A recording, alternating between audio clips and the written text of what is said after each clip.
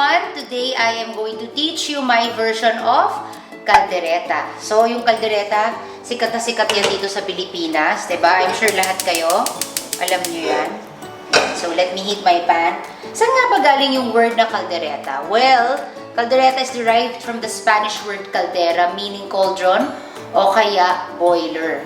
Isa na naman to sa mga dishes na minana natin from the Spanish, nung nandito sila before sa Pilipinas. But then again, marami nang naging version nito.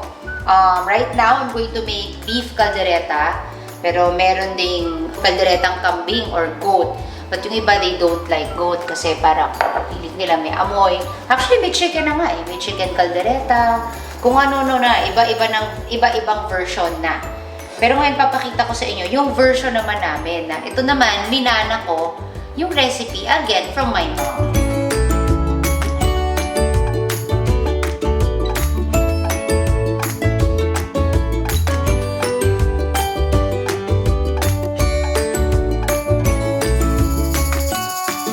Alright, so mainit na yung oil ko. We're going to saute garlic, bawang, chopped bawang. You know, the secret para maging masarap yung niluluto nyo is do not scrimp on the ingredients, sa ingredients. Dapat kung pwedeng madaming bawang, damihan nyo talaga kasi doon talaga magagaling yung lasa. If ma-perfect yung recipe na to, I assure you, hindi nyo nakakailanganin gumamit ng mga mix, ng mga iba pang seasonings, artificial seasonings para sumarap. Kasi this alone, napaka-malasang-malasa niya. Okay, so after the garlic, let's add the white onions. Kung red ang meron, it's okay. Whatever you have at home. Yan.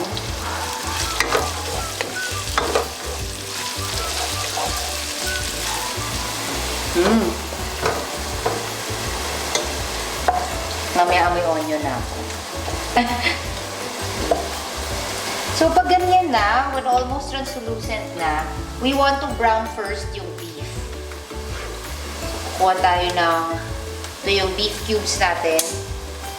You can use brisket or actually, pagpunta nyo sa butcher nyo o kung saan kayo bumibili ng karne, just tell them, kaldereta cut. So, kuha muna tayo ng tatlo. Huwag natin overcrowd ang pan. Ganyan po muna.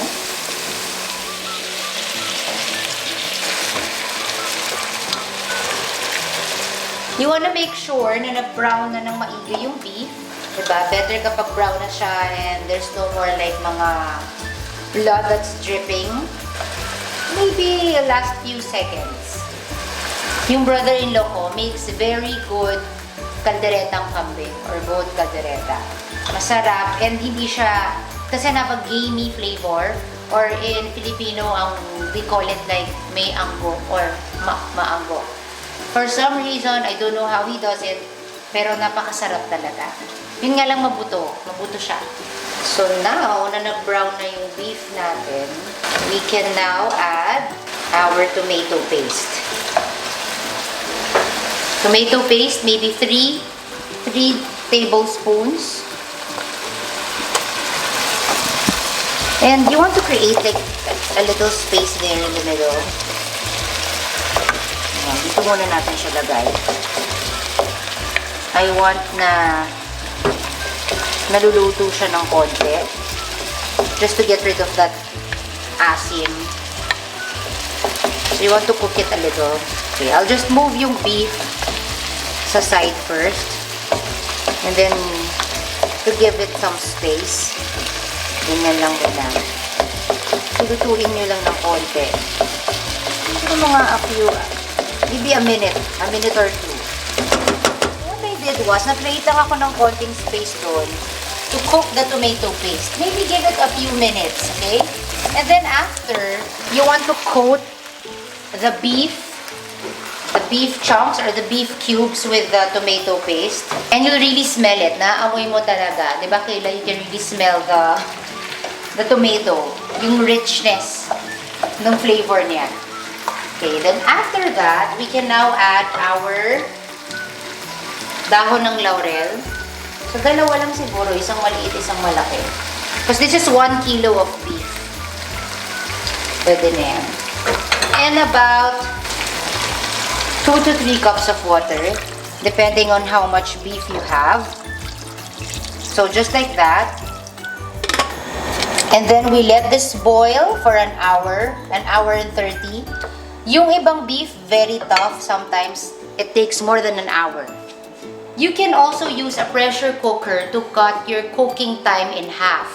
Usually, pag nagpe-pressure cooker kami, minsan parang may 30 minutes na nasa-save. But this time, I'll just show you yung mas traditional na way. Okay? So, leave it muna natin. Let it, allow it to cook siguro. Pag kumulo na yan, we will lower down the heat. Kasi pag sobrang lakas naman ng heat, baka matuyuan yung inyong beef or kaldereta. Okay? So, balikan natin mga. Yehey! Malambot na yung ating meat. Now, I'll add na yung ating potatoes. Yan. And carrots.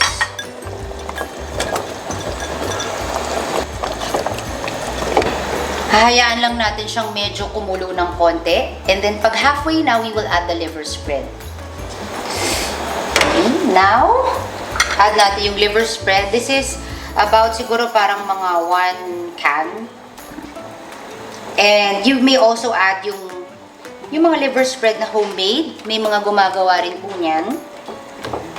Okay, after that, nalagay ko na yung bell pepper,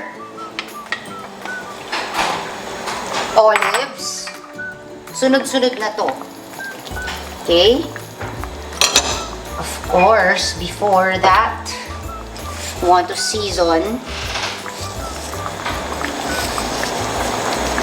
with salt and pepper. Now, ang kaldereta po,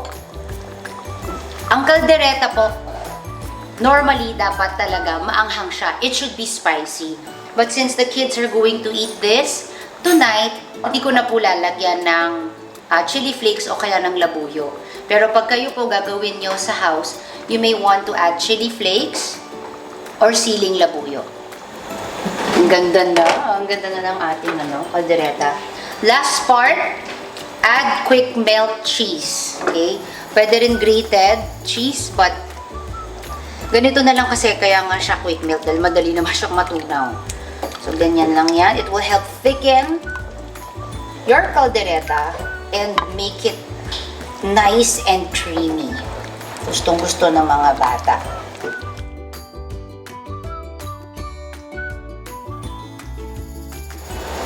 Taste test.